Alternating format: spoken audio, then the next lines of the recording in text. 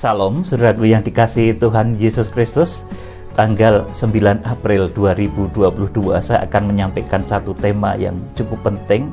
Ini harus saudara simak karena ini merupakan arahan dari pengajaran kitab Wahyu di akhir zaman supaya saudara nanti dari tahap ke tahap bisa mencapai kesempurnaan dan ikut harpazo. Wahyu pasal 12 ayat yang kelima. Saudaraku, saya berdoa tadi malam tanggal 9 April 2022 sekitar jam 2 sampai jam 4 dini hari. Ini Roh Kudus berbicara sangat jelas tentang Wahyu pasal 12 ayat yang kelima. Jadi di dalam doa tadi malam tanggal 9 April 2022 jam 2 sampai jam 4 dini hari, Roh Kudus berbicara sangat jelas tentang Wahyu pasal 12 ayat yang kelima, bahwa saudaraku, di akhir zaman ini harus ada satu pengajaran yang membawa kepada kesempurnaan, di mana jemaat itu betul-betul bisa nanti terangkat ketika Wahyu pasal 12 ayat yang kelima. Nah, ini namanya pengajaran anak laki-laki, pengajaran kesempurnaan.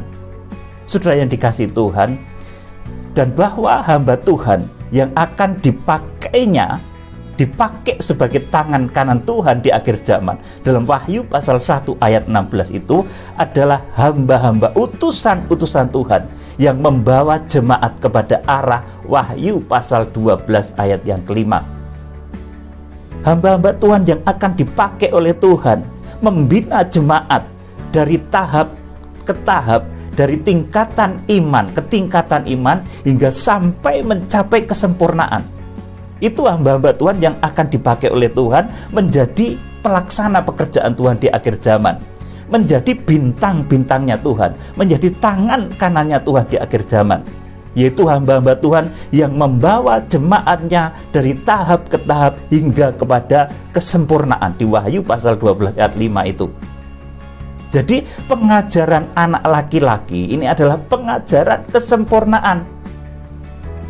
Sudah perhatikan baik-baik perkataan saya kali ini, bahwa orang-orang yang pertama kali mencapai kesempurnaan di akhir zaman adalah sejumlah orang pilihan yang dilahirkan gereja Tuhan di akhir zaman, dan ditulis dalam Wahyu pasal 12 ayat 5. Perhatikan baik-baik, bahwa orang-orang yang pertama kali mencapai kesempurnaan nanti menjelang kedatangan Tuhan itu adalah sejumlah orang pilihan yang dilahirkan oleh gereja Tuhan di akhir zaman.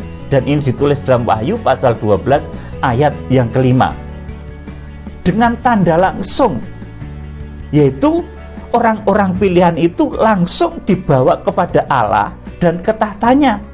Jemaat yang berkarakter anak laki-laki. Ini pengajaran anak laki-laki. Ini pengajaran kesempurnaan. Saudaraku, kenapa bukan wanita? Nanti saya terangkan kepada saudara. Dan ini baru terbuka kali ini.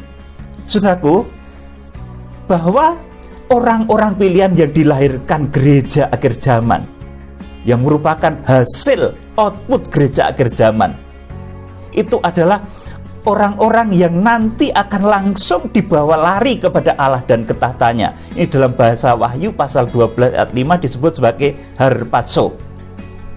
Ini jemaat yang berkarakter anak laki-laki. Ini yang pertama kali sempurna. Manusia-manusia yang pertama kali sempurna. Tepatnya diangkat sebelum 1260 hari sebelum Tuhan Yesus Kristus datang. Jadi anak laki-laki ini, saudaraku, jemaat yang berkarakter laki-laki ini, jemaat yang dididik dengan pengajaran anak laki-laki ini, nanti 1260 hari sebelum Tuhan Yesus Kristus datang, mereka sudah harpazo. Wahyu pasal 12 ayat yang kelima. Jadi sebelum perjamuan malam kawin anak domba,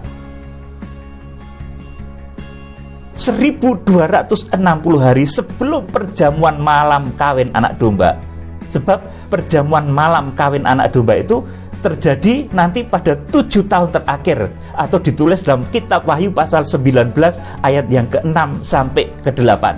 Nah, saudaraku, orang-orang sempurna, orang-orang pilihan, orang-orang yang pertama mencapai kesempurnaan ini akan dilahirkan oleh gereja Tuhan dan dibawa langsung lari kepada Allah dan ketahtanya itu 1260 hari sebelum perjamuan malam kawin anak domba. Jadi ketika Wahyu pasal 12 ayat 5 ini digenapi, anak laki-laki itu lahir, itu Tuhan Yesus Kristus belum datang. Tetapi orang-orang ini dipersiapkan oleh Tuhan untuk menjadi pasukannya nanti yang mengiring kedatangan Tuhan, yang ditulis dalam surat Yudas, saudaraku, bahwa Tuhan datang bersama beribu-ribu orang kudus. Wasiat Musa, Tuhan datang di antara puluhan ribu orang-orang kudusnya, nanti akan menggenapi itu. Jadi orang-orang yang diharpazo itu akan nanti menjadi pasukan yang mengiring kedatangan Tuhan. Saudaraku yang dikasihi Tuhan Yesus Kristus. Kemudian selanjutnya, saudaraku, bahwa orang-orang yang selanjutnya mencapai kesempurnaan setelah anak laki-laki tersebut, ini adalah wanita yang diungsikan selama 1260 hari di satu tempat yang disediakan oleh Allah. Ditulis dalam Wahyu pasal 12 ayat yang ke-6 dan ayat yang ke-14. Ini orang-orang yang selanjutnya, yang nomor 2, prioritas kedua, yang mencapai kesempurnaan, dan terjadinya ada selisih waktu dengan yang harpazo tadi. Jadi perempuan atau wanita yang diungsikan selama 1260 hari itu, saudaraku, ini untuk mencapai kesempurnaannya itu ada selisih waktu selama 1260 hari atau 3,5 tahun. Perhatikan baik-baik ini. Jadi nanti setelah harpazo itu orang yang pertama mencapai kesempurnaan itu orang-orang yang harpazo. Wahyu pasal 12 ayat 5. Orang-orang yang mencapai karakter anak laki-laki. Itu langsung dibawa lari kepada Allah dan ketahtanya. Kemudian saudaraku, di akhir dari 1260 hari itu nanti akan ada perjamuan malam kawin anak domba. Nah, pada saat itulah kesempurnaan wanita yang diungsikan di Wahyu pasal 12 ayat yang ke-6 dan ayat yang ke-14. Kelompok ini adalah kelompok yang akan diangkat ketika Tuhan Yesus Kristus datang. Di Wahyu pasal 19 ayat yang ke-7 digambarkan kalau di dalam nubuatan Kidung Agung itu seperti mereka muncul dari padang gurun. Surah Kidung Agung pasal 3 ayat yang ke-6. Lalu mengapa pengajaran anak laki-laki itu begitu dahsyat? Saudara mungkin sudah kenal ada pengajaran mempelai, pengajaran tabernakel, dan lain sebagainya. Di akhir zaman yang disebut 7 bintang itu akan membawa pengajaran, yaitu pengajaran anak laki-laki, yang akan membawa gereja nanti harpazo. Kalau mempelai itu nanti diangkatnya ketika Wahyu pasal 19 ayat yang, saudaraku, ke-6 sampai ke-8 ketika perjamuan malam kawin anak domba itu mempelai yang diungsikan. Tetapi yang harpazo, pengajaran anak laki-laki, di mana pengajaran ini dibawa oleh bintang-bintang Tuhan, seperti dahulu bintang Bethlehem itu menuntun orang Majus ke arah Tuhan Yesus Kristus lahir, saudaraku. Maka di akhir zaman bintang-bintang, 7 bintang, 7 gembala, 7 malaikat sidang itu akan membawa jemaatnya kepada arah harpazo. Saudaraku yang dikasihi Tuhan, jadi yang kedua ini bahwa orang-orang yang nomor 2 yang selanjutnya mencapai kesempurnaan dengan selisih waktu 1260 hari adalah wanita yang diungsikan selama 1260 hari di satu tempat yang disediakan oleh Allah. Ini tulis dalam Wahyu pasal 12 ayat yang ke-6, ayat yang ke-14. Caranya peugo. Kalau tadi yang langsung dibawa lari kepada Allah dan ketahtanya itu harpazo, langsung dibawa lari kepada Allah dan ketahtanya. Tetapi saudaraku, yang sempurnanya nomor 2 itu adalah wanita. Mereka harus disempurnakan lebih dahulu selama 1260 hari, saudaraku, di satu tempat yang disediakan oleh Allah. Wahyu pasal 12 ayat 6 dan ayat 14. Nah, kelompok inilah yang nanti akan diangkat ketika Tuhan Yesus Kristus datang dalam perjamuan malam kawin anak domba Allah. Saudaraku yang dikasihi Tuhan, kenapa pengajaran anak laki-laki ini begitu dahsyat? Saudaraku, ketika Tuhan menyatakan hal ini tadi malam, oh iya, selama ini saya mengenal pengajaran tabernakel, pengajaran mempelai, saya mengenal pengajaran kitab Wahyu juga, saudaraku. Tetapi pengajaran anak laki-laki, saudaraku, ini nanti yang akan dibawa para bintang Majus, saudaraku, yang menuntun orang Majus dahulu itu, saudaraku. Bintang Bethlehem itu menuntun orang Majus di akhir zaman, saudaraku. Bintang-bintang hamba-hamba Tuhan pilihan yang disebut bintang yang digenggam dalam tangan kanan Tuhan Yesus Kristus, itu akan membawa kepada pengajaran anak laki-laki. Ingat ini baik-baik. Ini orang yang pertama-tama akan mengalami kesempurnaan dan langsung dibawa kepada Allah dan ketahtanya. Kenapa pengajaran anak laki-laki itu begitu dahsyat? Karena, saudaraku, pengajaran anak laki-laki itu adalah satu pengajaran yang membawa jemaat memiliki karakter Henokh, Musa, Elia, dan Tuhan Yesus. Pengajaran anak laki-laki itu adalah pengajaran yang membawa jemaat-jemaat nantinya mencapai karakter rohani Henokh, Musa, Elia, dan Tuhan Yesus. Saudara, mereka orang-orang yang dahsyat, yang bisa mengalahkan kematian. Saudara yang dikasihi Tuhan, Henokh itu sempurna, bergaul erat dengan Allah. Kemudian diangkat. Kejadian pasal 5 ayat 21-24. Henokh diangkat karena bergaul karib dengan Tuhan. Kemudian yang kedua, saudaraku, karakter laki-laki itu ada pada Musa. Musa itu mati di tanah Moab, saudaraku, dan dikubur di sana, tetapi mayatnya dibawa malaikat Mikael. Saudaraku, ini ditulis dalam kitab Ulangan pasal 34 ayat 5-7. Musa itu mati dan mayatnya dikubur. Tapi setelah dikubur itu, saudaraku, Yudas katakan mayat Musa itu direbut, dibawa oleh malaikat Mikael. Dan saya yakin ini karakter anak laki-laki juga Musa ini. Sebab ketika kelahiran Musa itu hampir sama dengan peristiwa ketika kelahiran Tuhan Yesus. Kemudian anak laki-laki yang selanjutnya itu Tuhan Yesus Kristus, saudaraku. Tuhan yang mati, bangkit, dan dimuliakan, saat ini sudah berada dalam tubuh kemuliaan. Saudara yang dikasihi Tuhan Yesus Kristus, anak laki-laki, saudaraku, ini siapa tuh, saudaraku? Pengajaran anak laki-laki. Anak laki-laki dalam Wahyu pasal 12 ayat yang kelima ini siapa? Ini adalah setiap jemaat, baik laki-laki maupun perempuan secara gender, baik jemaat biasa ataupun hamba Tuhan, tetapi yang dari mulutnya, ingat baik-baik ini, perhatikan baik-baik. Anak laki-laki itu adalah setiap jemaat, baik yang bergender laki-laki ataupun perempuan, baik hamba Tuhan ataupun jemaat biasa, yang dari mulutnya bisa mengeluarkan benih firman. Apa itu benih firman? Benih firman itu menyingkap, membuka tabir rahasia firman. Saudaraku yang dikasihi Tuhan, jadi karakter jemaat maupun hamba Tuhan yang mulutnya selalu mengatakan kebenaran, mengungkap rahasia firman, memproduksi benih-benih firman, memproduksi benih-benih mempelai pria surga, itu karakter anak laki-laki, yaitu jemaat maupun hamba Tuhan yang mulutnya selalu mengatakan kebenaran. Ini karakter anak laki-laki. Kalau di dalam kitab Wahyu pasal 1 ayat 16 digambarkan itu pedang bermata dua yang ditampilkan oleh Tuhan Yesus Kristus sendiri. Nanti pada tokoh-tokoh akhir zaman yang disebut 7 bintang itu juga begitu. Mulutnya keluar pedang. Saudaraku, artinya apa, saudaraku? Dari mulutnya ini keluar benih mempelai pria, keluar benih firman. Ini karakter anak laki-laki. Saya ulangi lagi.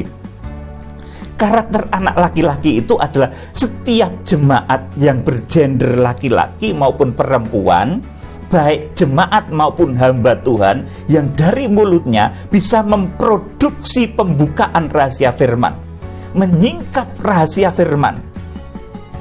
Karakter jemaat maupun hamba Tuhan yang dari mulutnya selalu mengatakan kebenaran, dari mulutnya keluar pedang, itu seperti Henok, itu seperti Musa, mulutnya berkuasa. Kalau berkata A ya A, berkata gempa-gempa, berkata perang-perang, saudaraku, berkata tsunami terjadilah. Itu karakter anak laki-laki itu seperti itu. Tuhan Yesus kalau ngomong A ya A, ngomong bangkit-bangkit, saudaraku, itu perkataan orang yang berkarakter anak laki-laki itu omongannya penuh kuasa. Saudaraku yang dikasih Tuhan, perhatikan baik-baik. Jadi karakter anak laki-laki, saya ulangi lagi, ini setiap jemaat ataupun hamba Tuhan yang bergender laki-laki maupun perempuan, yang dari mulutnya bisa memproduksi benih pembukaan rahasia firman. Ini karakter jemaat maupun hamba Tuhan, saudaraku, yang mulutnya mengatakan kebenaran. Jadi latihlah dari sekarang mengatakan kebenaran. Kalau saudara terbiasa mengatakan benar, nanti suatu saat kelak mulutmu akan dipakai untuk menyampaikan firman, pembukaan rahasia firman.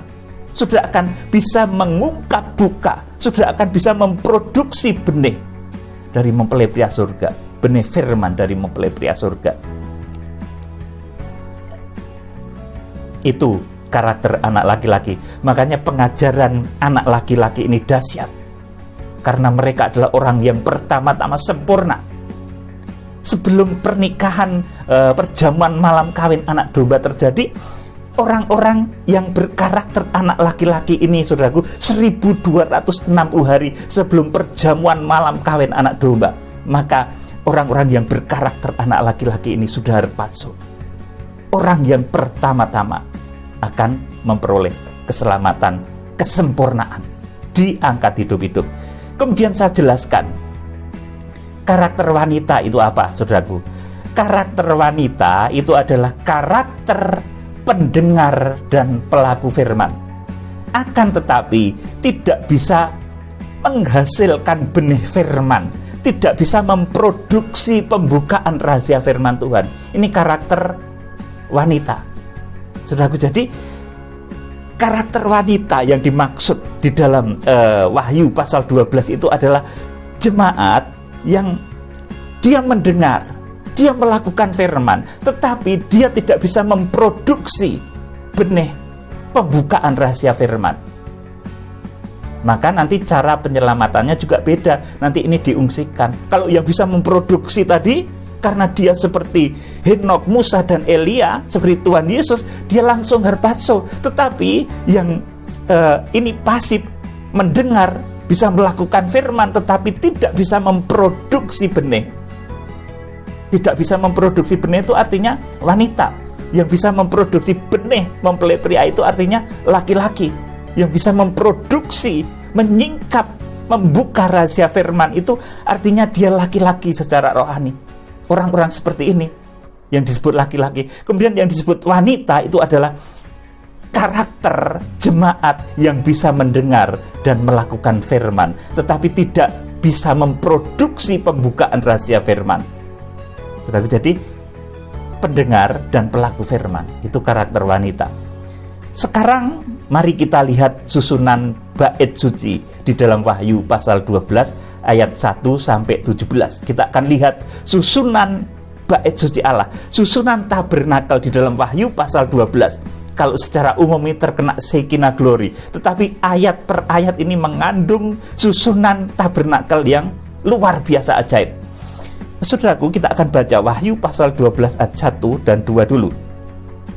Maka tampaklah suatu tanda besar di langit, seorang perempuan berselubungkan matahari dengan bulan di bawah kakinya, dan sebuah mahkota dari 12 bintang di atas kepalanya. Ia sedang mengandung dan dalam keluhan dan penderitaannya hendak melahirkan. Ia berteriak kesakitan. Saudaraku, siapa wanita di Wahyu pasal 12 ayat 1 dan 2 ini? Dahulu belum begitu jelas, tapi sekarang saya perjelas supaya saudara ngerti. Wahyu pasal 12 ayat 1 dan 2 ini adalah gereja secara umum. Saudaraku, gereja secara umum yang daripadanya, yang dari badannya nanti akan terlahir 3 perkara.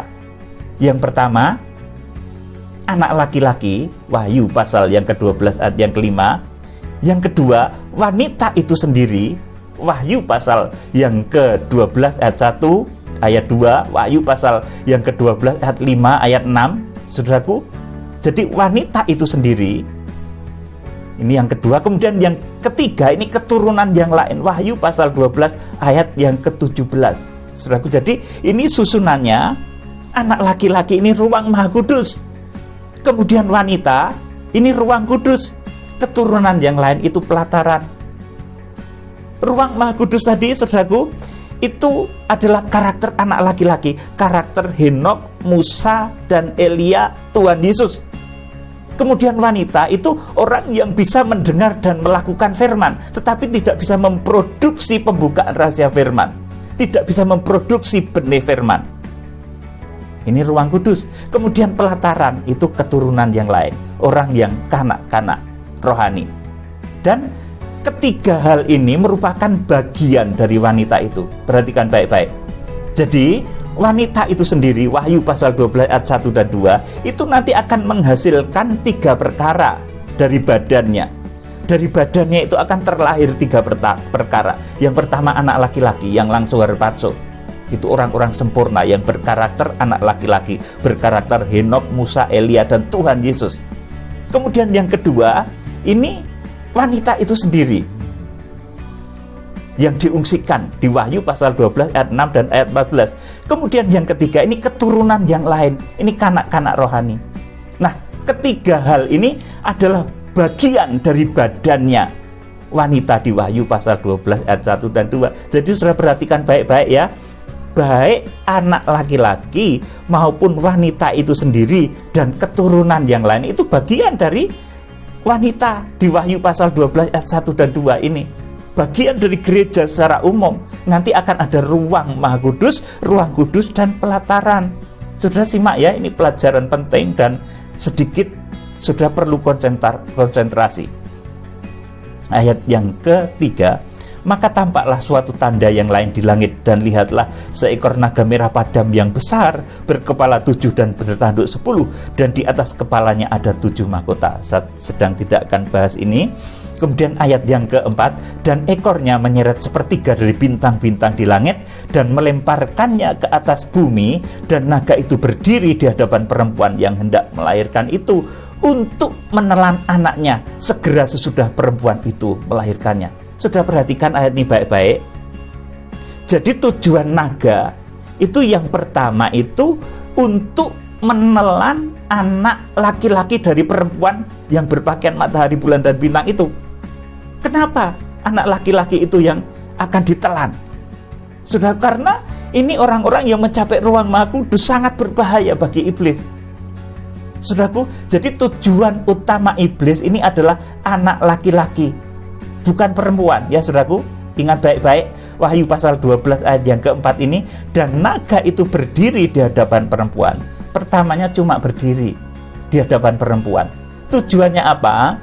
Yang hendak melahirkan itu untuk menelan anaknya. Jadi yang menjadi incaran bunuh untuk ditelan oleh iblis itu anak laki-laki. Seperti dahulu ketika Musa lahir, itu yang diancam bunuh ya Musa, bukan ibunya Musa. Ketika Tuhan Yesus Kristus lahir, itu yang diancam bunuh juga Tuhan Yesus, bukan Maria. Di akhir zaman pun seperti itu, saudaraku.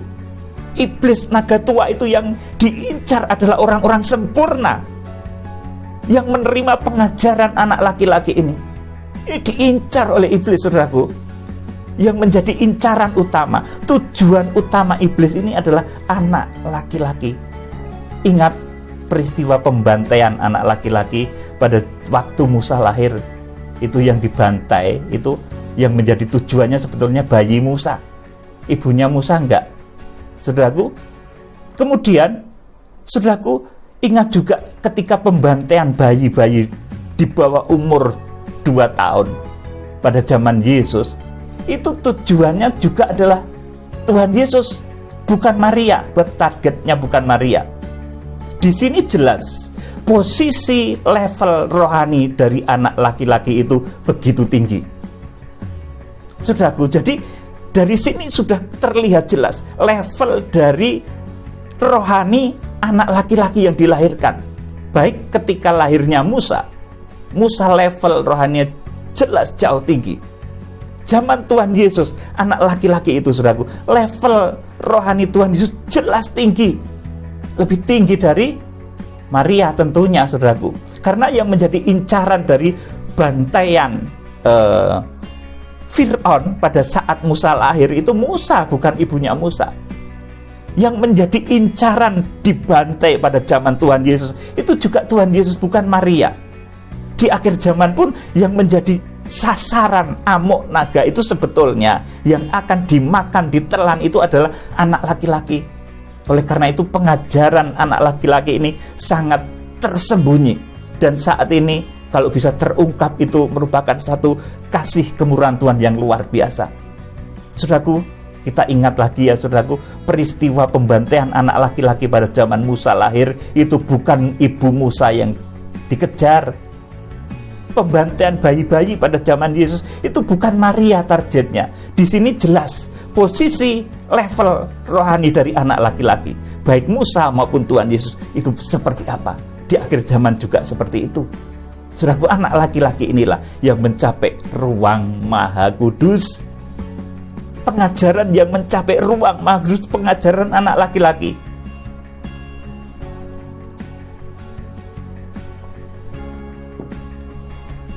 Ayat yang kelima dari Wahyu pasal 12. Maka ia melahirkan seorang anak laki-laki yang akan menggembalakan semua bangsa dengan gada besi. Tiba-tiba anaknya itu harpazo, dibawa. Tiba-tiba anaknya dirampas dan dibawa lari kepada Allah dan ke tahtanya. Nah, ini kita lihat juga cara pertama Tuhan menyelamatkan umatnya yang mencapai karakter anak laki-laki atau ruang Maha Kudus. Itu caranya langsung dibawa lari kepada Allah dan ke tahtanya, tidak mati, langsung dibawa harpazo. Ini cara Tuhan menyelamatkan jemaat yang berkarakter anak laki-laki, orang-orang yang mengenyam pengajaran anak laki-laki, pengajaran kesempurnaan di akhir zaman. Cara Tuhan, cara pertama, prioritas utama Tuhan menyelamatkan umatnya yang mencapai karakter anak laki-laki atau ruang Maha Kudus itu adalah dengan cara langsung harpazo, dibawa lari kepada Allah dan ke tahtanya. Maka yang perempuan tidak, ya saudaraku, karena beda. Seperti dahulu yang menjadi incaran bunuhan Fir'aun itu bukan ibunya Musa, tapi Musa. Yang menjadi incaran bunuhan Herodes itu bukan Maria, tapi Yesus. Saudaraku yang dikasihi Tuhan, ayat yang kelima ini kita bisa melihat cara pertama Tuhan menyelamatkan umatnya yang mencapai karakter anak laki-laki itu langsung dibawa lari kepada Allah dan ke tahtanya. Ini cara Tuhan menyelamatkan jemaat yang mencapai ruang Maha Kudus. Kemudian ayat yang ke-6 dari Wahyu pasal 12.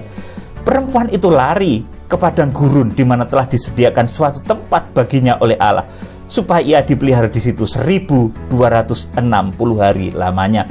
Ini cara kedua, prioritas kedua.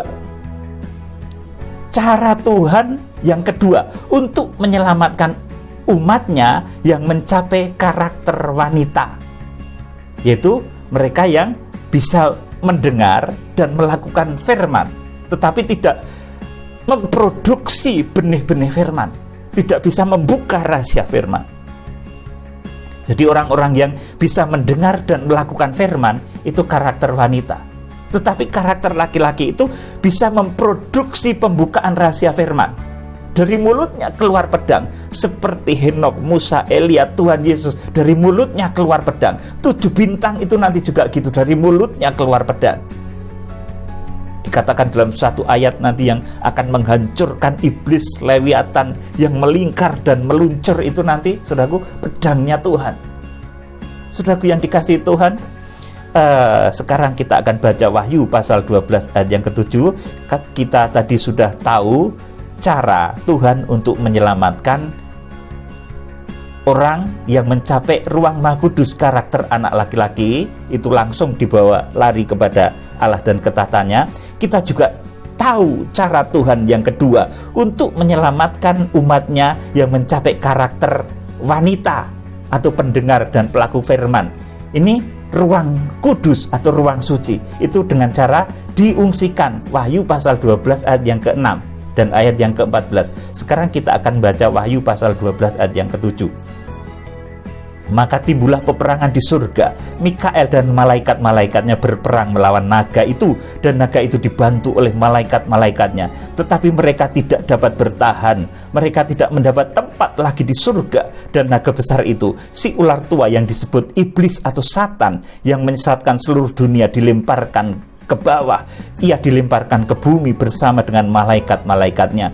Dan aku mendengar suara yang nyaring di surga berkata, sekarang telah tiba keselamatan dan kuasa dan pemerintahan Allah kita, dan kekuasaan Dia yang diurapinya, karena telah dilemparkannya ke bawah pendakwa saudara-saudara kita yang mendakwa mereka siang malam di hadapan Allah kita. Ayat 11, dan mereka mengalahkan Dia oleh darah anak domba dan oleh perkataan kesaksian mereka, karena mereka tidak mengasihi nyawa mereka sampai ke dalam maut. Karena itu bersukacitalah hai surga, dan hai kamu sekalian yang diam di dalamnya. Celakalah kamu hai bumi dan laut, karena iblis telah turun kepadamu dalam geramnya yang dahsyat, karena ia tahu bahwa waktunya sudah singkat. Saudaraku yang dikasihi Tuhan, karena tahta surga, ini Wahyu pasal 12 ayat 7 sampai yang ke-12 ini, saudaraku, ini karena tahta surga sudah ada yang menduduki, yaitu anak laki-laki yang dibawa lari langsung kepada Allah dan ke tahtanya tadi. Maka surga dibersihkan, bersih-bersih. Iblis nggak boleh lagi naik turun surga bumi, karena pewaris anak laki-laki. Saudaraku, kalau dalam Wahyu pasal yang ke-12 ayat yang ke-5, eteken huyos arhen, itu artinya melahirkan pewaris yang berkarakter laki-laki.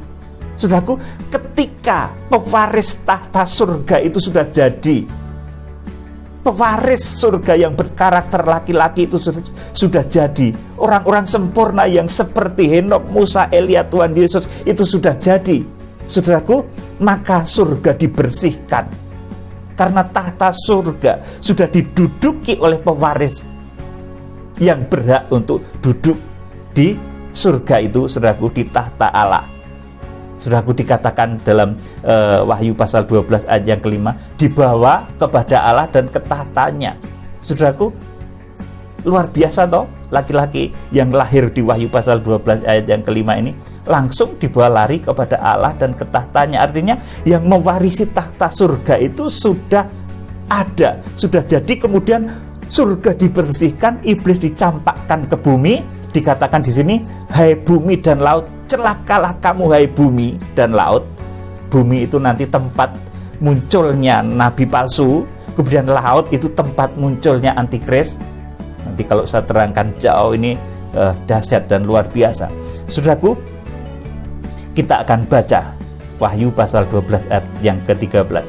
Dan ketika naga itu sadar bahwa ia telah dilemparkan di atas bumi, ia memburu perempuan yang melahirkan anak laki-laki. Ini prioritas kedua dari iblis setelah gagal memakan anak laki-laki. Jadi ini pelampiasan, ya saudaraku. Pelampiasannya adalah mengejar wanita yang melahirkan anak laki-laki, yang melahirkan pewaris surga tadi. Gereja, saudaraku, yang melahirkan anak laki-laki tadi, saudaraku, mereka yang bisa mendengar dan melakukan firman tetapi tidak bisa memproduksi pembukaan rahasia firman, nanti mereka akan, saudaraku, dikejar oleh naga tua. Dan ketika naga itu sadar bahwa ia telah dilemparkan di atas bumi, ia memburu perempuan yang telah melahirkan anak laki-laki itu. Ini prioritas kedua, saudaraku. Jadi perempuan yang diungsikan di Wahyu pasal 6 dan ayat yang Wahyu pasal 12 ayat yang ke-6 dan ayat yang ke-14 itu adalah orang-orang yang mencapai rohani, ruang kudus. Mereka prioritas kedua yang diincar iblis. Iblis pertamanya, saudaraku, hakikatnya yang diincar pertama itu sebetulnya anak laki-laki, tapi karena nggak dapat, karena langsung harpazo, nah sebagai pelampiasannya dia mengejar perempuan itu di Wahyu pasal yang ke-13 ini menjadi jelas. Ini menjadi prioritas kedua. Setelah iblis gagal memakan anak laki-laki, maka pelampiasannya kemudian mengejar wanita. Ayat yang ke-14, saudaraku. Nah, ini mujizat untuk orang yang mencapai ruang kudus. Kepada perempuan itu diberikan kedua sayap dari burung nasar yang besar, supaya ia terbang ke tempatnya di padang gurun, di mana ia dipelihara jauh dari tempat ular itu selama 1 masa dan 2 masa dan setengah masa. Lalu ular itu menyemburkan dari mulutnya air sebesar sungai ke arah perempuan itu, supaya ia dihanyutkan sungai itu. Tetapi bumi datang menolong perempuan itu. Ia membuka mulutnya dan menelan sungai yang disemburkan naga itu dari mulutnya. Nah, ketika perempuan ini dikejar oleh naga, saudaraku, kita menjadi ingat peristiwa ketika Fir'aun mengejar Israel. Saudaraku, itu sebetulnya targetnya juga bukan Israel. Fir'aun itu marahnya, yang paling marah itu sama Musanya, saudaraku.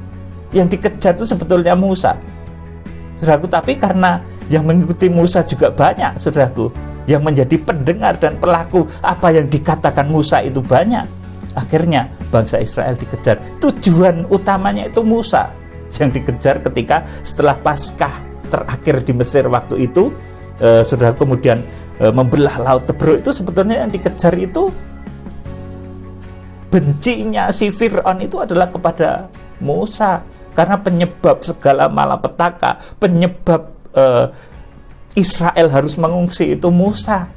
Maka yang diincar Musa sebetulnya, saudaraku, anak laki-laki itu. Ayat yang ke-17, maka marahlah naga itu kepada perempuan itu, lalu pergi memerangi keturunan yang lain. Nah, di sini saudaraku, jadi wanita di Wahyu pasal 12 ayat 1 dan 2 tadi, yang pertama itu menghasilkan anak laki-laki yang akan menggembala segala bangsa dengan gada besi. Kemudian yang kedua, dirinya sendiri.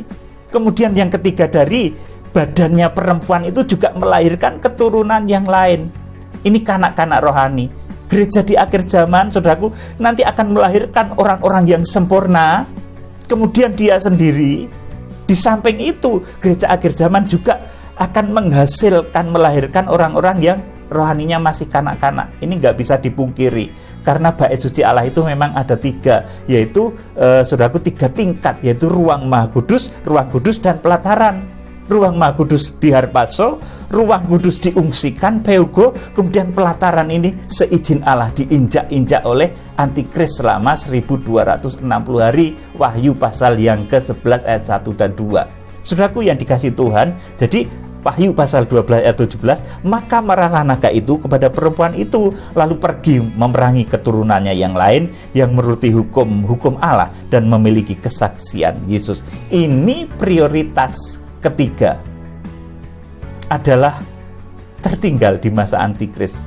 Kemudian Tuhan juga masih memberikan keselamatan asal mereka tetap setia dalam iman. Dan mereka ketika masa antikris itu terjadi, mereka tertinggal, kanak-kanak rohani itu tertinggal, mereka didampingi oleh 2 saksi surga. Saudara, kalau rahasia Wahyu pasal 12 ayat 5, pengajaran anak laki-laki ini terbuka, saudara harus mengerti bahwa ini adalah hari-hari terakhir menjelang masuk 7 tahun terakhir. Kitab Wahyu itu detail, saudaraku, luar biasa. Saudara yang dikasih Tuhan, kemudian dari sini ada satu benang merah yang jelas, ada satu petunjuk yang jelas, bahwa 7 bintang di Wahyu pasal 1 ayat 16 itu adalah utusan-utusan Tuhan, laksana bintang Bethlehem yang menunjukkan di mana Tuhan Yesus Kristus lahir. Saudaraku, maka 7 bintang di Wahyu pasal 1 ayat 16 itu adalah hamba-hamba Tuhan pilihan di akhir zaman yang akan dipakai oleh Tuhan membawa jemaat kepada lahirnya anak laki-laki di Wahyu pasal 12 ayat yang kelima ini. Saudaraku, jadi pengajaran anak laki-laki ini adalah dahsyat sekali, saudaraku. Ini yang pertama sempurna di akhir zaman, itu pengajaran anak laki-laki ini. Bukan mempelai. Mempelai itu ada jeda waktu 1260 hari setelah Wahyu pasal 12 ayat 5 ini. di mana mempelai itu diungsikan ke padang belantara pengungsian di tempat yang disediakan oleh Allah selama 1260 hari. Di akhir 1260 hari itu nanti kemudian Tuhan Yesus Kristus datang, saudaraku, perjamuan malam kawin anak domba, mempelainya sudah siap sedia, itu dikatakan seperti itu. Nah, kalau anak laki-laki itu 1260 hari sebelum perjamuan malam kawin anak domba itu sudah berpasung. Nah, ini satu pengertian yang luar biasa yang terbuka saat ini, saudaraku yang dikasihi Tuhan. Kemudian, saudaraku, saya ulangi lagi, di sini menjadi jelas petunjuknya bahwa 7 bintang di Wahyu pasal 1 ayat 16 ini adalah hamba-hamba Tuhan, utusan Tuhan yang dipakai Tuhan untuk membawa jemaat kepada lahirnya anak laki-laki pada kesempurnaan. Wahyu pasal 12 ayat yang kelima. Salah satu ciri dari bintang akhir zaman adalah membawa pengajaran anak laki-laki. Dari sini pula jelas, saudaraku, level rohani bahwa pertama, anak laki-laki adalah produsen benih mempelai pria, produsen pembukaan rahasia firman. Orang-orang yang berhasil mencapai kriteria rohani seperti Henokh, Musa, Elia, dan Tuhan Yesus, dia bisa memproduksi benih-benih firman dari mempelai pria. Saudaraku, dan dari tingkat ancaman bahaya yang dihadapinya, ini sangat bahaya. Pertama, Musa itu diancam bunuh oleh Fir'aun ketika lahir. Tuhan Yesus diancam bunuh oleh Herodes. Itu Tuhan Yesus, bukan Maria. Saudaraku, di akhir zaman anak laki-laki ini yang akan ditelan oleh naga, bukan wanita itu. Oleh karena itu, satu kesimpulan yang sangat alkitabiah bahwa anak laki-laki ini, saudaraku, adalah yang mencapai level rohani ruang Maha Kudus. Bandingkan dengan peristiwa Yesus dan Maria. Saudaraku, dari tingkat ancaman bahaya maupun metode penyelamatannya kita bisa tahu bahwa anak laki-laki ini adalah, saudaraku, yang mencapai ruang Maha Kudus. Kemudian yang kedua, wanita dalam Wahyu pasal yang ke-12 ayat yang ke-6 dan ayat yang ke-14 ini adalah mereka yang bisa mendengar dan melakukan firman tetapi tidak bisa menjadi produsen benih pembukaan rahasia firman. Orang-orang yang bisa mendengar dan melakukan firman itu bagus, nanti akan peogo, akan diungsikan, saudaraku. Tapi mereka memang tidak bisa memproduksi benih pembukaan rahasia firman, tidak keluar pedang dari mulutnya seperti Henokh, Musa, Elia, Tuhan Yesus, gak bisa seperti itu. Tapi orang-orang yang nanti harpaso itu memiliki karakter anak laki-laki. Mereka produsen benih dari mempelai pria, bisa memproduksi pembukaan rahasia firman. Saudaraku, luar biasa. Kemudian dari tingkat ancamannya, saudaraku, wanita di Wahyu pasal 12 ayat 6 tadi ini merupakan pendengar dan pelaku firman tetapi tidak bisa menjadi produsen dari benih pembukaan rahasia firman. Ini setara dengan level ruang kudus. Ini bandingkan dengan Maria. Ini seperti Maria posisinya. Serta dari tingkat ancamannya adalah pelampiasan, bukan target pokok dari iblis. Di Wahyu pasal yang ke-12 tadi, ayat yang ke-3 dan ke-4 tadi, saudaraku, target utamanya adalah anak laki-laki. Nah, perempuan ini bukan target utama dari tingkat ancamannya. Dari sini kita bisa ambil kesimpulan juga, saudaraku, yang sangat alkitabiah, bahwa wanita itu adalah orang-orang yang mencapai ruang kudus. Saudara, kemudian keturunan yang lain yang ditulis dalam Wahyu pasal 12 ayat yang ke-17. Keturunan yang lain ini bukan orang lain, saudaraku. Ini merupakan keturunan dari wanita di Wahyu pasal 12 ayat 1 dan 2 tadi. Bagian dari tubuh wanita ini juga. Dia menghasilkan keturunan yang lain. Tetapi mereka levelnya adalah kanak-kanak rohani yang di dalam Wahyu pasal 12 Wahyu pasal 11 ayat 1 dan 2 mereka tidak terukur, dan di Wahyu pasal 12 ayat yang ke-17 mereka diizinkan diperangi oleh naga. Demikian kiranya Tuhan memberkati saudara. Inilah pengajaran yang saya dapatkan dari Roh Kudus tadi malam, tanggal 9 bulan 4 jam 2 sampai jam 4 malam. Roh Kudus berbicara sangat jelas tentang Wahyu pasal 12 ayat 5 tentang pengajaran anak laki-laki, pengajaran kesempurnaan. Orang-orang yang pertama kali mencapai kesempurnaan. Jadi pengajaran anak laki-laki dasar. Kita sudah tahu ada pengajaran tabernakel, pengajaran mempelai wanita. Nah, ini pengajaran anak laki-laki yang akan, saudaraku, nanti diberitakan oleh bintang-bintang Tuhan di Wahyu pasal 1 ayat 16. Dan nanti puncaknya Wahyu pasal 12 ayat yang kelima ini. Saudaraku, kiranya Tuhan memberkati saudara dengan roh hikmat dan wahyu. Salam penuaian. Tuhan Yesus Kristus, pemimpin agung kegerakan Kitab Wahyu, memberkati saudara. Haleluya.